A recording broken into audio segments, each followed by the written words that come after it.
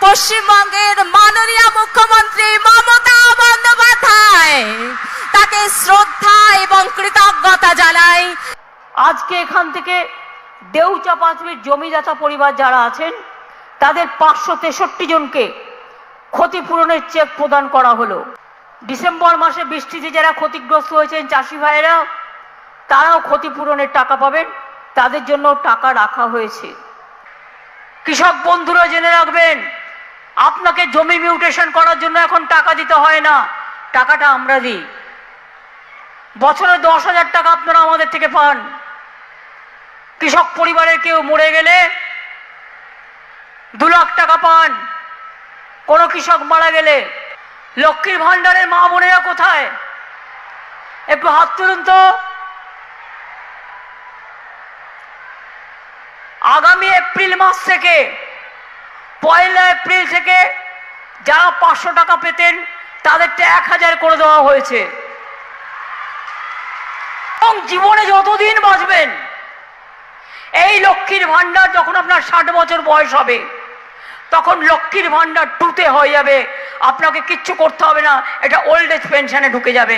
অর্থাৎ লক্ষ্মীর ভান্ডার চলবে যতদিন বাঁচবেন। মা লক্ষ্মীরা যতদিন বাঁচবেন, আমার আম্মারা, আমার মাদাররা, আমার মায়েরা ততদিন এটা পাবেন। তপশিলি আদিবাসীদেরটা 1200 টাকা করে হবে, ওবিসিরাও পাবেন। মুখ্যমন্ত্রী মোহাম্মদ রফিক কৃষি যন্ত্রপাতি ভাড়া কেন্দ্রের বিশেষ সহযোগিতা প্রদান করছেন। আজকে এখান থেকে দেউচা পাঁচবির জমিদাতা পরিবার যারা আছেন তাদের 563 জনকে ক্ষতিপূরণের চেক প্রদান করা হলো। প্রায় 47,000 মানুষ, গরিব মানুষের বাড়ি নির্মাণ করে দিয়েছি। এবং আমি আবার বলি, 100 দিনের কাজ যারা করেছেন, দীর্ঘ দিন ধরে মজুরি পাননি, আমার গরিব ভাই বোনেরা, যেহেতু সংখ্যাটা আমার নজরে এসছে 21 লাখ থেকে বেড়ে 24,50,000, তাই আপনারা ক্যাম্পে ক্যাম্পে গিয়ে দরকার হলে নাম লেখাবেন যাতে কেউ বাদ না হন। আমরা 26 তারিখ থেকেই এই মাসে আমরা টাকাটা দিতে শুরু করব। যারা 100 দিনের কাজে টাকা পাননি, টাকাটা হয়তো আমার একটু বেশি লাগবে, বাট আমরা দিয়ে দেবো। আর বাংলার বাড়ি প্রকল্পে আমি পরিষ্কার বলতে চাই, 2 বছর ধরে বাংলার বাড়ি প্রকল্পে আমাদের টাকা দেওয়া হয়নি। তাও আমরা বলেছি যে 11 লক্ষ লোকের বাড়ি ক্লিয়ার করা হয়েছিল। কেন্দ্র একা দেয় না টাকা, আমাদের অর্ধেক ওদের অর্ধেক। আর ওরা অর্ধেক কোথার থেকে? যেটা তুলে নিয়ে যায় এখান থেকে ট্যাক্স। আমরা ট্যাক্স তুলতে পারি না এখন আর, সব ট্যাক্স রাজ্যে তুলে নিয়ে যায় কেন্দ্র। আর মাছের তেলে মাছ ভেজে ছবি দেখায় না, সাবধান থাকবেন। আমার কাছে অনেক খবর আছে, অনেকের আধার কার্ড লিংক কেটে দেওয়া হচ্ছে।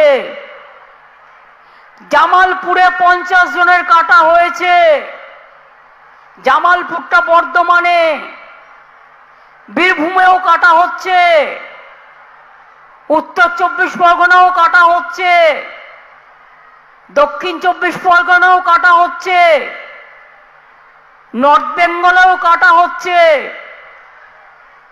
প্রথমে বলবে আধার না হলে তুমি চোখে দেখবে আধার, তোমার ব্যাংক অ্যাকাউন্ট হবে না, তুমি কোনো সুযোগ পাবে না। কোন অধিকারে তুমি কাউকে না জিজ্ঞেস করে তার আধার কার্ড কেটে নিচ্ছ? ফ্রি রেশন না পায়, লক্ষ্মীর ভান্ডার না পায়, তার জন্য তোমাদের চক্রান্ত।